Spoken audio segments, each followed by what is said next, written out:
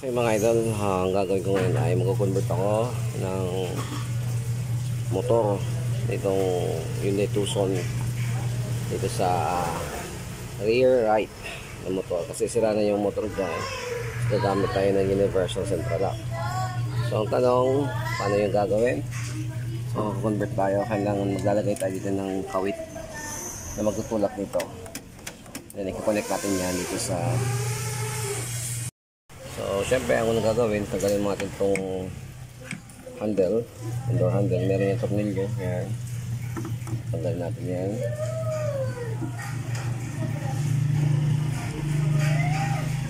Okay. Then, kung natanggal yan, i-slide nyo lang ito papunta doon sa kaliwa. Tapos, butin nyo lang. Okay, so yan. Kita nyo yan, meron yan ng mga hook dyan. Nakapasok yan dyan sa mga butas. Okay. And then, tatanggalin nyo itong naka-connect ng mga kable. Okay, so yan, banda na natin.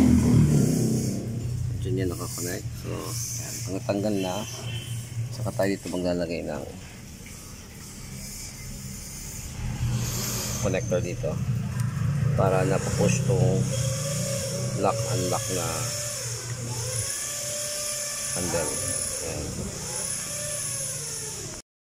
Okay mga idol, so yan ang ginawa kong pang hook dito sa lock unlock na tire na to. So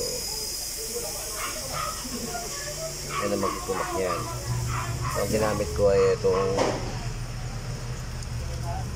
and fish wire. Ginagamit yun na pangpana. Okay.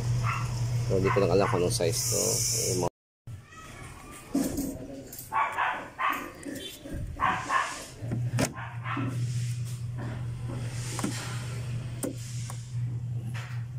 So ito na.